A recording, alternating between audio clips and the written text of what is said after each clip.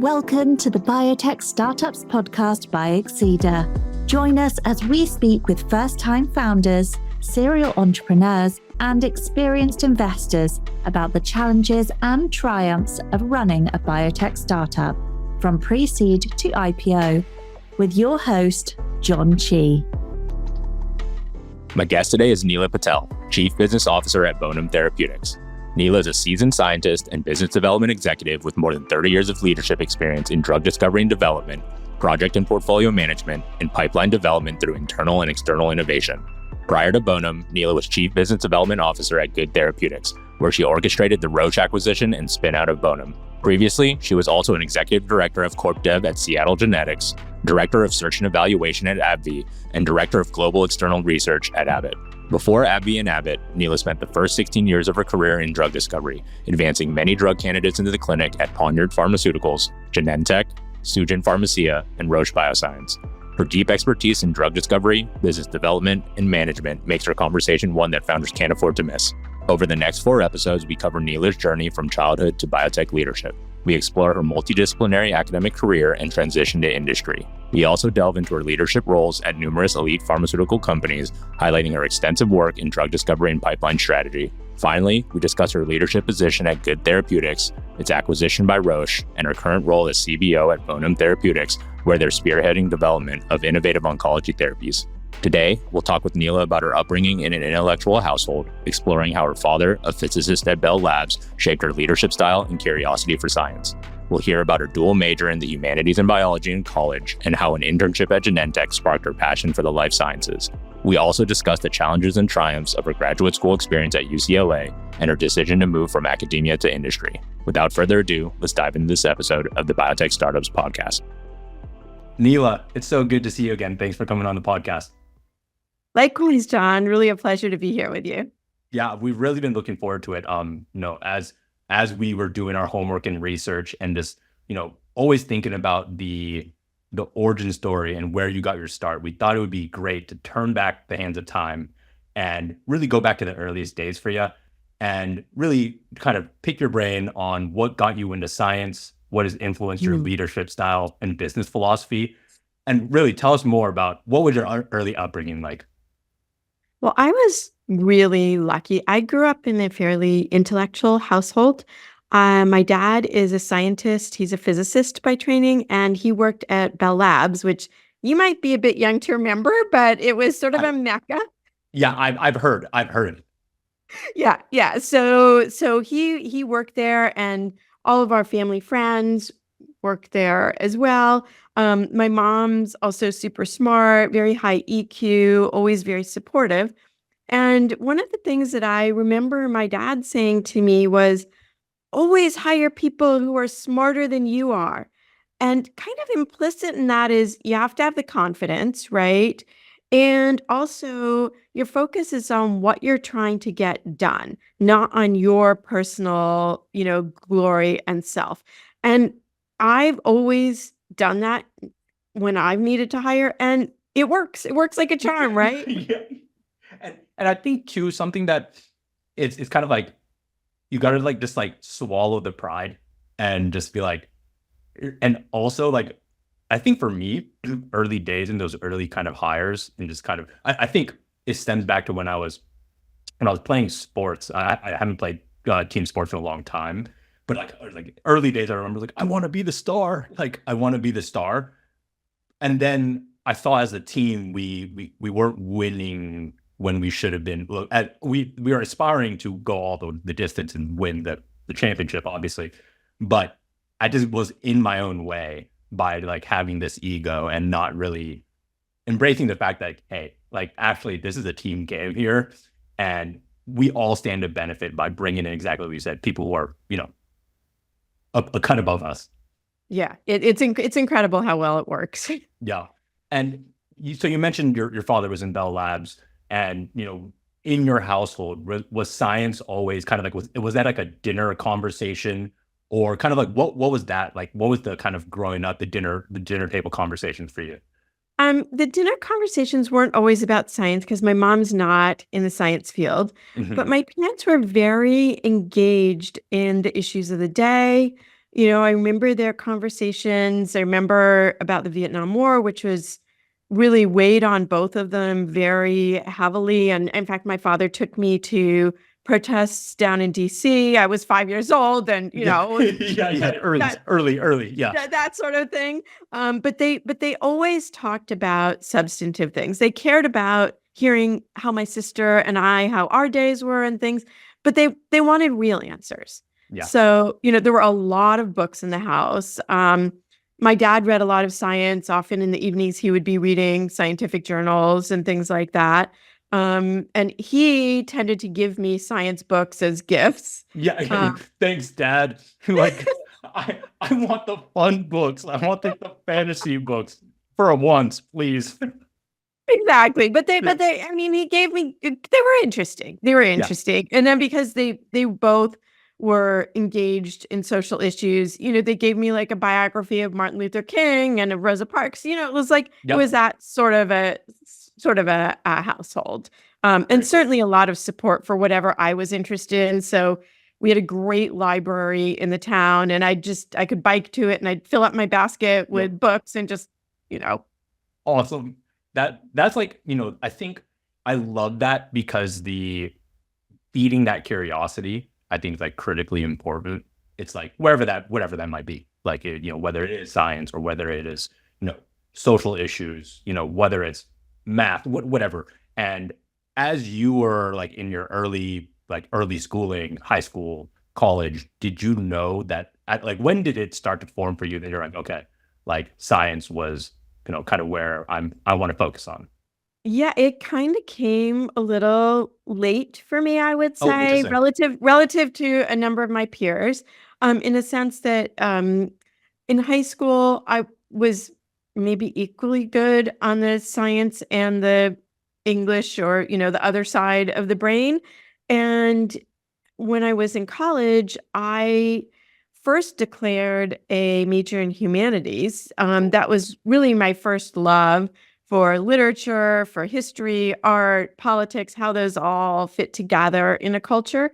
And I realized one of my general education courses was to take a biology intro level course. And it was with a professor who married genetics, evolution, and ecology. And I just got so excited that I was like, oh, this is really, really interesting. So I declared my second major later in my college career. And I still didn't know when it was coming time, was my after my fourth year, and I was like, I don't know what I'm going to do. I actually spent 2 more quarters to finish the second degree. And I wanted to stay out here in California for a summer. My friends were staying out. I wanted to be, it was one of those things. And I went to the Career Center, and I saw this ad for internships at Genentech. And this is in 1986. So Genentech was not an established name company. Yeah. It was in one building. It was an unreconstructed warehouse. And I was like, well, I'll just give it a try. They pay, like, I don't know, $700 a week. That's a lot of money. I'm making up a number, but it was, to me, it was like, oh, this is amazing, right? Yeah. And I realized when I started working there that I could do something that was intellectually stimulating and had the possibility to make other people's lives better. And I kind of, bantered about the idea of going to med school.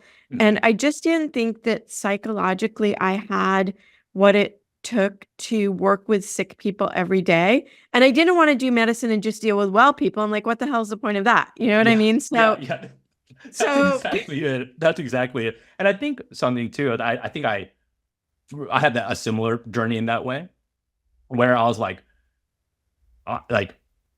you're going to be interfacing with patients all the time, and you got to find energy out of that. But I think something was grueling as hard is that you don't actually get an interface with the patient, you don't know what you're actually getting into for a long time and you have to declare being a pre-med, almost like out of the womb, almost. You're like, I'm on the track, I'm on the track. And I by the way, I felt the same exact way. I was like, I don't know, but sorry to interrupt. That was like, I sent a similar parallel path with my journey.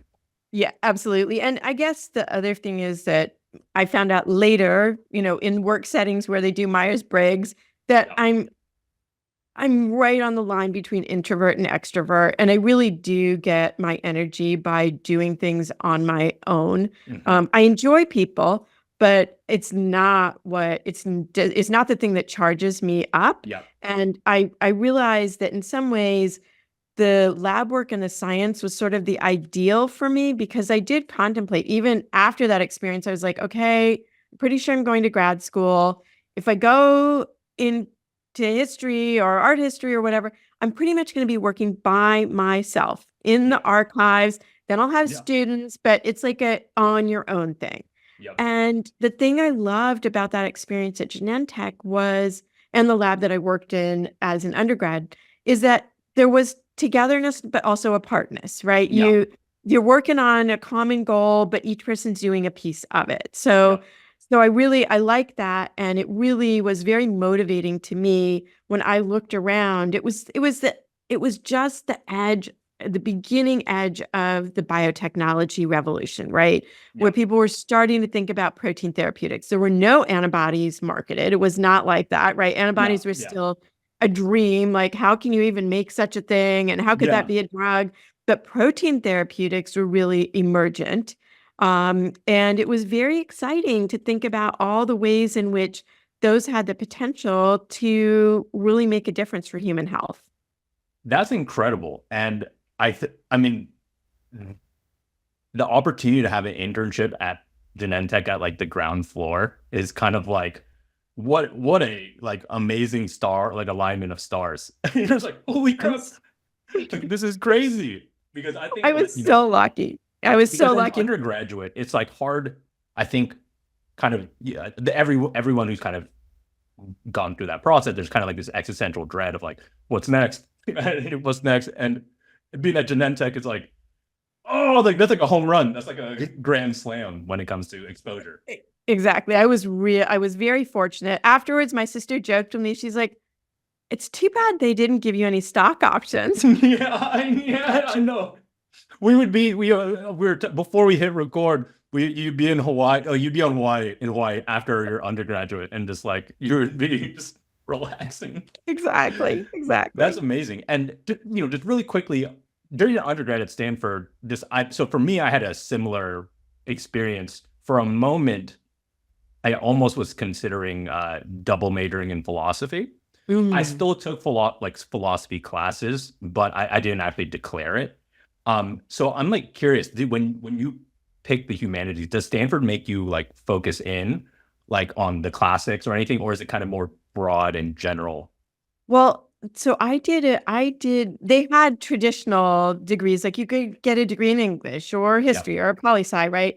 I did a self-designed humanities major that was multidisciplinary so Cool. that I could look at all the different aspects. And I was focused on 19th century Europe, and I was looking at the art, the history, the philosophy, like all those different Cool. pieces and kind of how they fit together. So you're right. It wasn't a traditional major, but I've always been interested in that cross-disciplinary, and then it's in fact something that I love about drug discovery itself is that really, if you're going to go from an idea to a product, there's not one of us who has all the expertise in our heads to do that, right? I can't be a basic biology person and be a PK/ADME expert and be a Yeah. toxicology expert and be a clinical design, clinical trial Yeah. design expert. That's not happening, right? No, not at all. And I definitely, that definitely resonates with me too, is that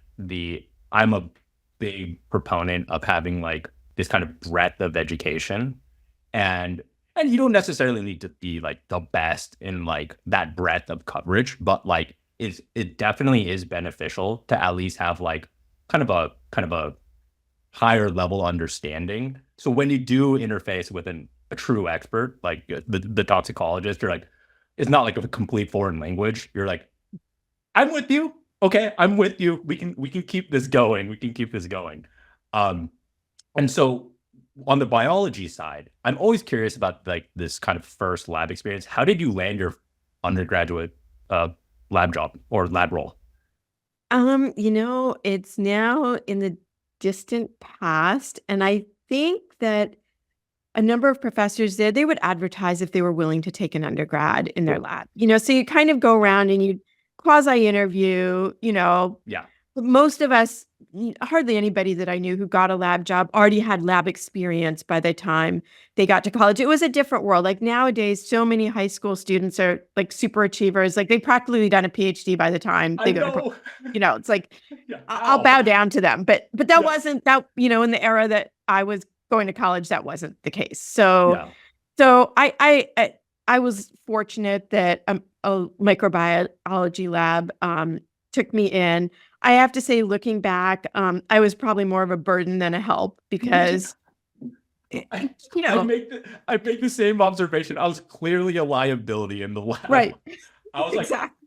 contaminating the cell lines, and they're like, no, like we were working so hard to maintain this. Like, we just wanted to teach you how to pipette, and you ended up ruining everything. Sorry, same experience. So yeah, I mean, I did learn some things, but I am doubtful that I generated any meaningful data for them. Yeah, totally. And so now, you went to Genentech and you had this internship experience. And I'm going to imagine via that experience is when you're like, oh, grad school is on the horizon. Would that be accurate? You hit the nail on the head. That's exactly right, because I got to look around at who was doing what. Yeah. And I was like, oh my goodness, I want to be on the strategic and management side. I want to be helping set the direction for the company. And it didn't take but, a few weeks to realize Yeah. I needed to go get a PhD. So Yeah. yep. So that was how I decided. And UCLA was on my horizon because professors from UCLA had founded Amgen.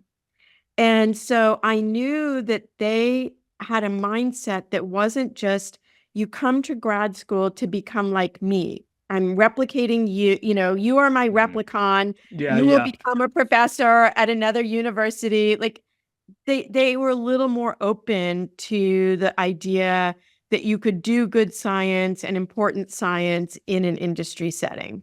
Cool. That's interesting because when I was at Berkeley, it was like quite the opposite. It was quite the opposite, and things have changed since then. But definitely. now they're like very much embracing it. Maybe a little bit late to the kind of the parade, but definitely the early days. I remember when I was like, I thought it would be responsible to do market research for Exceeder, as one potentially should do, and Correct. I just like asked like the labs on campus. I was like, hey, like what do you think about equipment leasing? And they're like, are you going to the dark side? I was like, I'm just trying to help. Why is it dark? Why is it dark? Yeah, right. Like, why is it dark? I'm just trying to help. And again, this is not to point fingers or poo-poo on Berkeley or anything, but Not at all. there's It's a definitely it's a cultural. culture. It's a culture. It's a culture. So Yeah, it's a cultural thing, and that's very cool to hear. And I love hearing like different. And UCLA being part of the UC system, it varies. Like even just like within the same California UC system, it's like very different culturally. And then even within that, I picked the Molecular Biology Institute.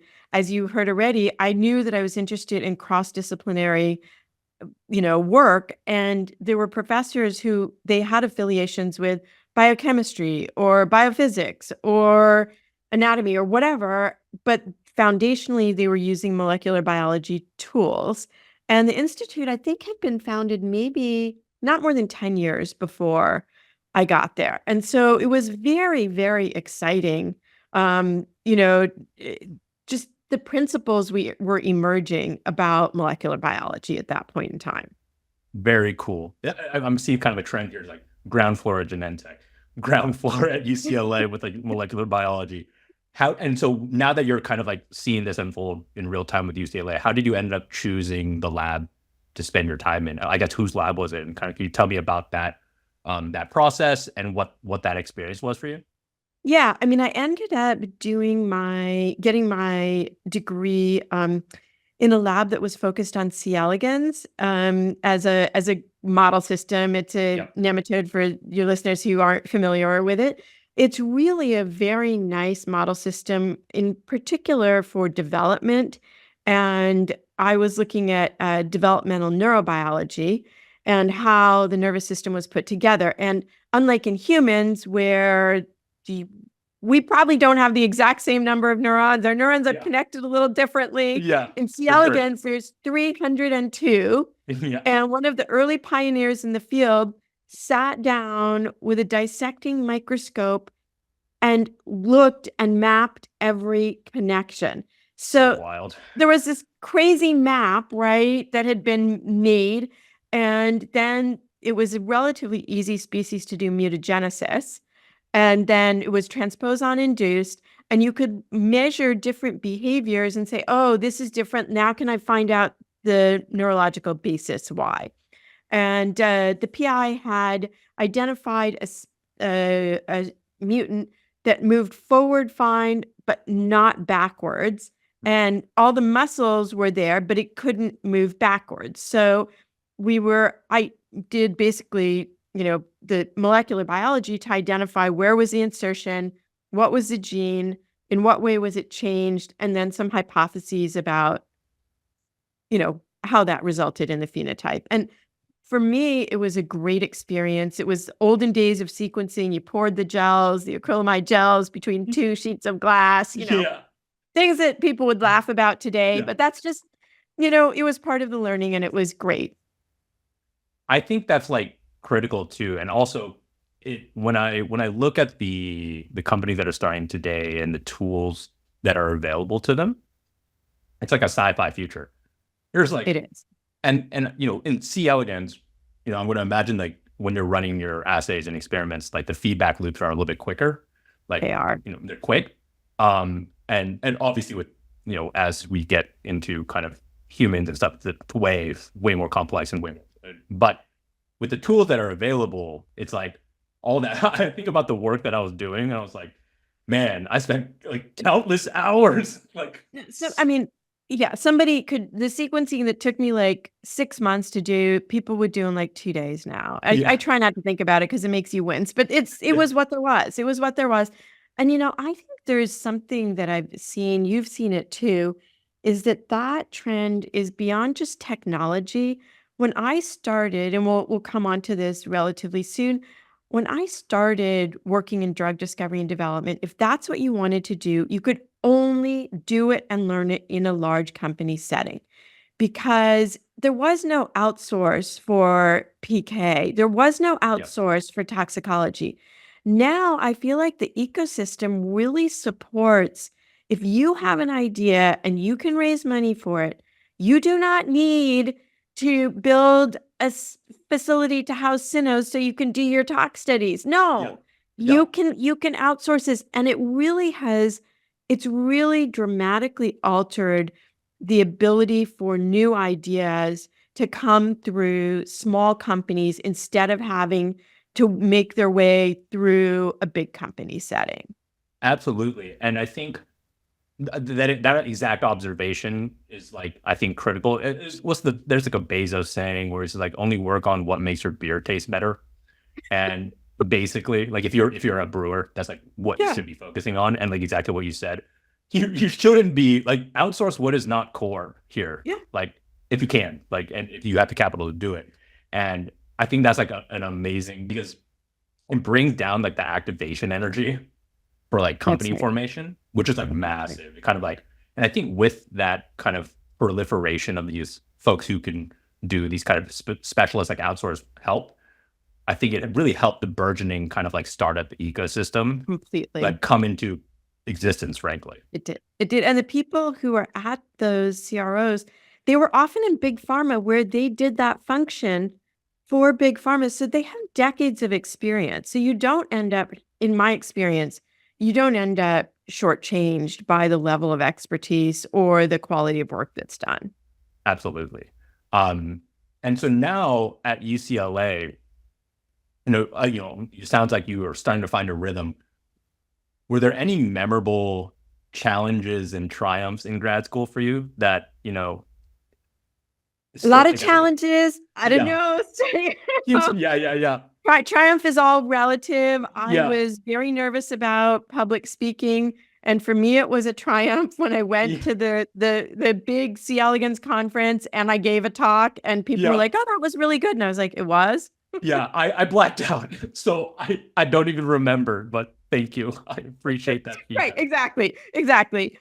For me, it was a challenging time. The first couple of years were especially challenging because although I'd done well at Stanford, I found that I came in and a lot of my peers had either more experience or their degrees were more specialized than what Stanford offered, which was a general biology degree. So the first couple of years, there was just so much jargon and a lot of Mhm. things that I remember I called my mom like a year and a half and I was like, Mom, I went to a seminar and I understood the whole thing, not just the introduction. Yeah, it's like I made it. Like I'm at the starting line. I'm like, I'm at the Exactly. So, part of it was just the learning and going up that learning curve. I also think that for me, graduate school was also about having grit and determination. There were times that were just a slog. Yeah. Data was coming slowly, or there were surprises or setbacks, and you just had to be like, okay, I know why I'm here. I'm going to keep at it. I'm not giving up. Right. Yep. Absolutely. And I think so.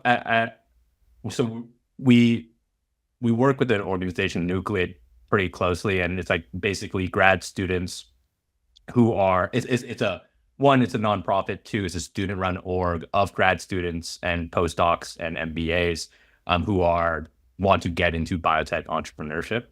And a lot of the time we have these conversations. Like I have conversations with them, and they're like, "How am I going to apply my grad school to this this startup life?" And I'm like, "Look, a lot of startup life is just uncertainty and not giving up."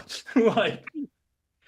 And grad school is kind of like that too. You're just It's exactly like that. am I going to actually be able to defend? Like, I don't know at this moment. Yeah. And that in itself, it doesn't sound glamorous, but I think is a critical skill, as you've highlighted, is not giving up when there's that uncertainty and be willing to fight through it. Honestly, it's not. Yeah. Sometimes you just have to. So yeah. And it's interesting because I also, when I've gone through patches, either personal or professional, that were tough afterwards, I was like, wait, you made it through that. You can make it through this. Yeah, exactly. But I've seen worse. Like I've seen worse. Exactly. So now you're wrapping your time up at UCLA. Was there ever a point where you were like, I might become a professor and stay this academic route? Or was it like, nope, we're going back out to the industry? No. Yeah. Yeah. Yeah. The only things that I contemplated were, where else could I use those skills? Yeah. Like I thought about, this sounds crazy. Should I go get a law degree so I can do IP? Oh, I almost did that too. I almost did that too. Sorry. The parallels are crazy. Yeah. Or should I get an MBA so I can go more into the business side? And I decided, let me just stay with this through postdoc and see how it goes. And there were some special circumstances in my graduate school that were difficult. Partway through, my PI decided he was an associate professor and he'd been given a grant to get going and stuff. And he decided that he wasn't interested in doing this anymore. It wasn't like it was his career as yet. So, Yeah. I mean, I wrote the grants that went out, and we actually, we ended up just running on a shoestring at the end.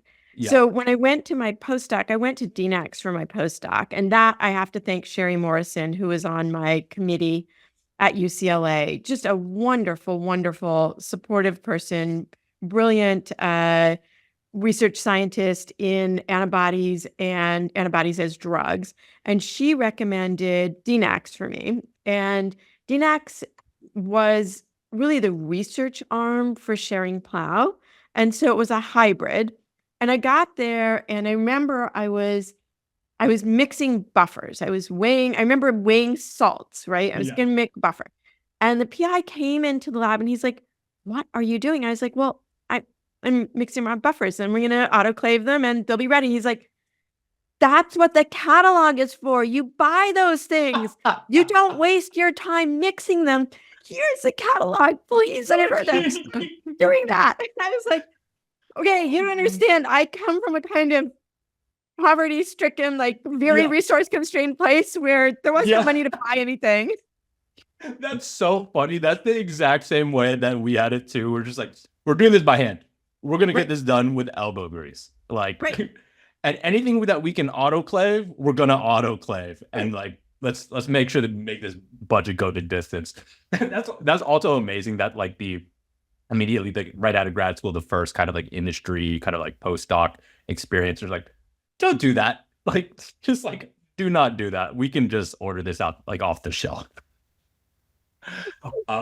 So now you're at DNAX. Can you tell us a little bit about the work that you're doing there, and what was like the culture like? The lab, like the company culture like.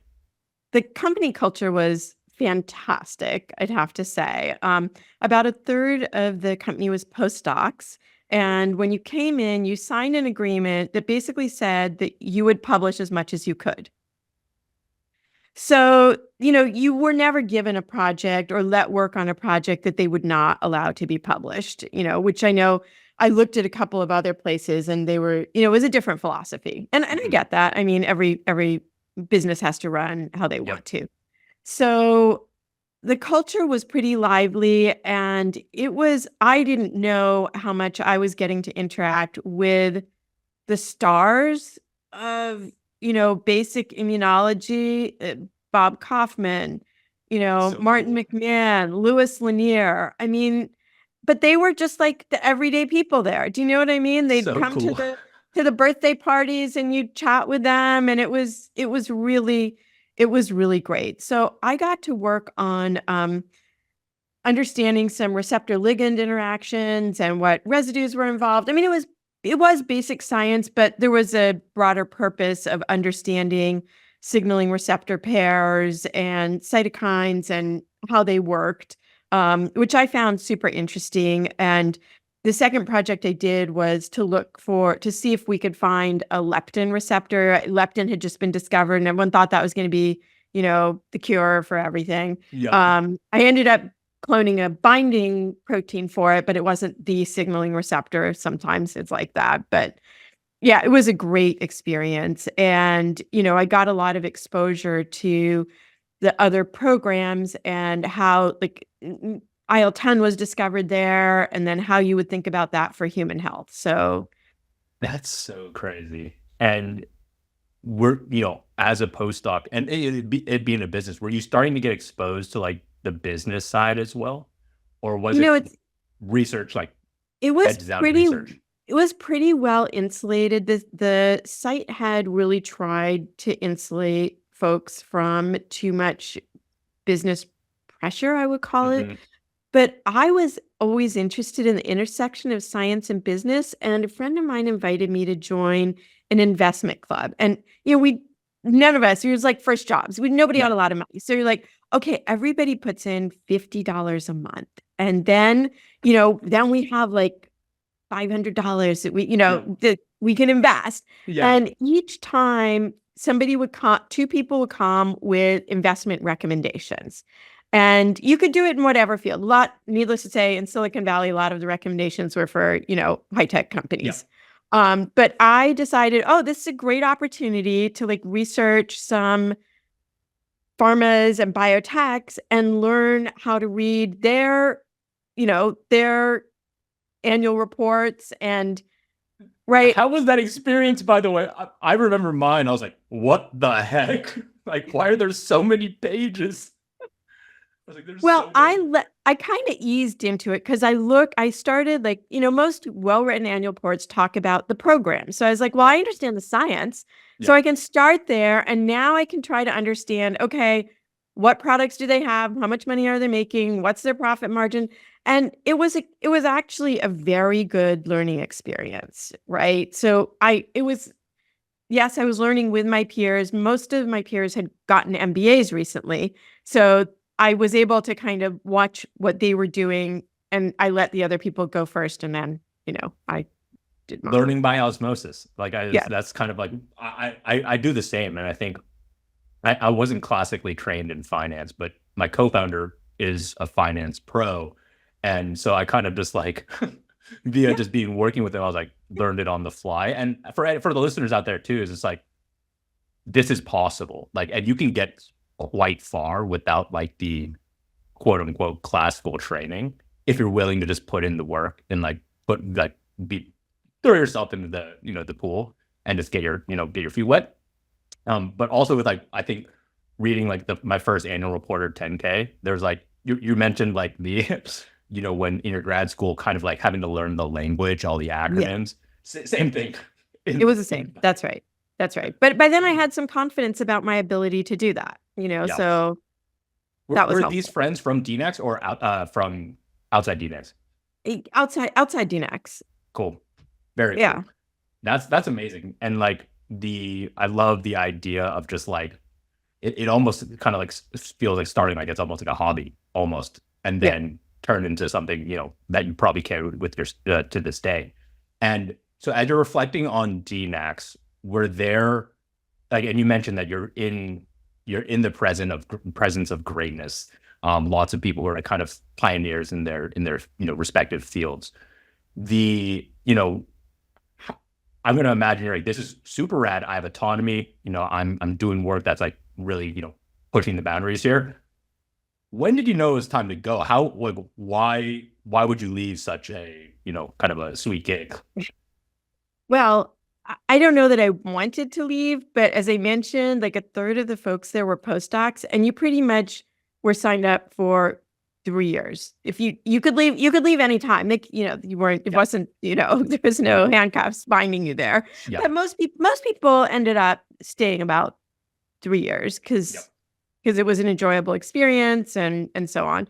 So I really was looking at for that first job.